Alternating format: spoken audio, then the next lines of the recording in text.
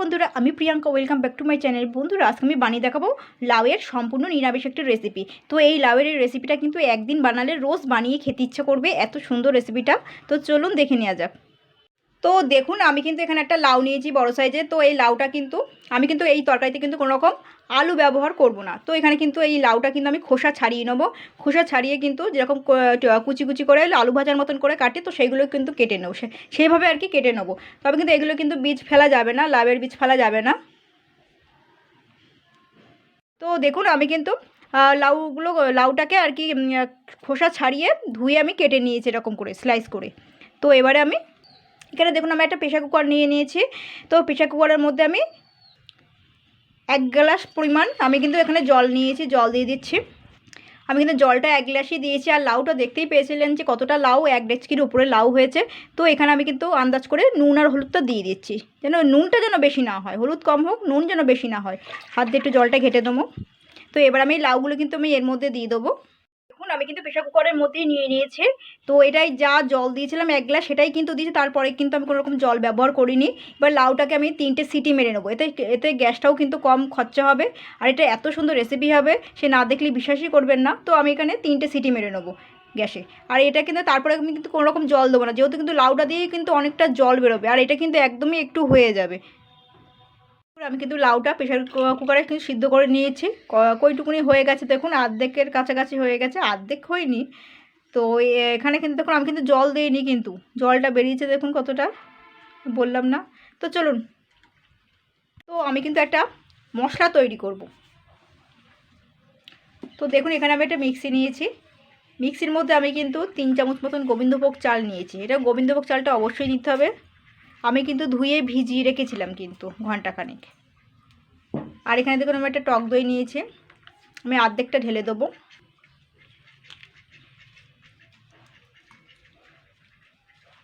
যেহেতু অনেকটা লাউ, তো আমি অর্ধেকটাই ঢেলে দিলাম, আর অর্ধেকটা রেখে দেবো।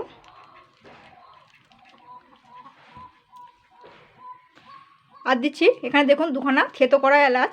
এলাচ দিতে হবে, গরম মশলা গুঁড়ো না কিন্তু। আর চিনিটা একটু বেশি করে নিয়েছি, যেহেতু টক দই। আর একটু নুন নিয়ে নিয়েছি আবার। আর আমি হলুদ গুঁড়ো কিন্তু আর ব্যবহার করব না। তো এইবারে আমি কিন্তু এইগুলোকে আমি একটুখানি ফেটিয়ে নেব।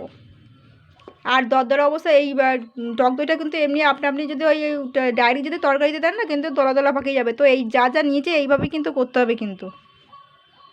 তো দেখুন, আমি কিন্তু ফেটিয়ে নিয়েছি চাল, যে গোবিন্দভোগ চালটা নিয়েছিলাম, টক দই, সেটা কিন্তু একটু ফেটিয়ে নিয়েছি, যা যা নিয়েছি আর কি। তো এবারে দেখুন, এখানে আমি কিন্তু একটা কড়াই নিয়ে নিয়েছি। এবার লাউয়ের যে জলটা, এটা কিন্তু উষ্ণ গরম জল আছে কিন্তু, জলটা ঠান্ডা হয়ে গেছে, তো উষ্ণ গরম জল আছে। জলটাকে আমি ঢেলে দেবো। দেখুন, জলটা কিন্তু ঢেলে দিলাম। তো এই উষ্ণ গরম জলেই কিন্তু এখানে আমি 1 হাতা মতন দেখুন দুধ নিয়েছি, আমুল দুধ। তো এটা কিন্তু আপনারা দুধও ব্যবহার করতে পারেন, লিকুইড দুধও ব্যবহার করতে পারেন। এটাকে আমি ভালো করে কিন্তু গুলে নেব। দেখুন, সুন্দর গুলে আছে, উষ্ণ গরম দুধ জল আছে বলে গুলে গেল দুধটা। আর এই বেশি ঠান্ডা জলে কিন্তু দেবেন না কিন্তু, আর বেশি গরম জলে দেওয়া যাবে না, উষ্ণ গরম জলে দুধটা গুলে যাবে। দেখুন কি সুন্দর গুলে গেছে। এবারে যেটা আমি পেস্ট করে রেখেছিলাম, যেটা ফেটিয়ে রেখেছিলাম, সেটা আর কি দিয়ে দেবো, এর মধ্যে দিয়ে দেবো।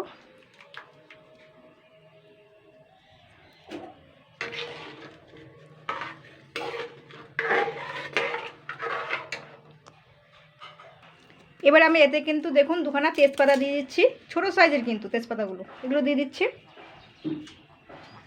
এবারে আমি যে লাউটা রেখেছিলাম সেটাও কিন্তু আমি দিয়ে দেবো। এবারে এটা কিন্তু একটু টানাতে হবে, একটু নাড়াচাড়া করতে হবে।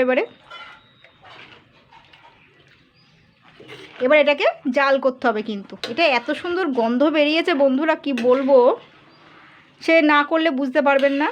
তো আমি যাই হোক, এটাকে আমি একটু জাল করে নেবো 10 মিনিট ধরে কিন্তু ভালো করে। তো দেখুন, এটা কিন্তু অনেকটাই টেনে গেছে, যেহেতু প্রায় হাফ কাপের কাছাকাছি কিন্তু আমি এখানে গোবিন্দভোগ চাল অ্যাড করেছিলাম। তারপরেও কিন্তু একটু চাল বাটা ব্যবহার করেছিলাম। আর টক দইটার পরিমাণ ছিল কিন্তু হাফ কাপ।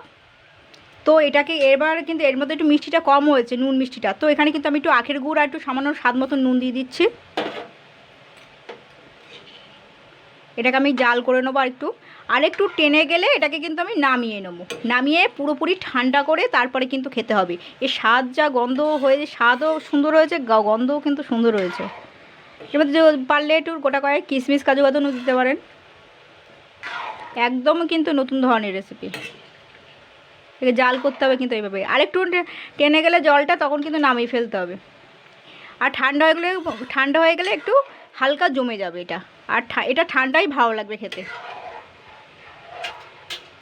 তো দেখুন এটাকে কিন্তু আমি জাস্ট 3-4 মিনিট ফুটিয়ে নিয়েছি ভালো করে। আর ঠান্ডা হয়ে গেলে কিন্তু একটু টেনে যাবে জলটা। তো বন্ধুরা এভাবে ট্রাই করুন, সত্যি বলছি অসাধারণ স্বাদের এটা। এটা কিন্তু পুরোপুরিভাবে ঠান্ডা হয়ে গেলে কিন্তু ভালো লাগবে খেতে। আর একটা মিষ্টি দেবেন বেশি করে।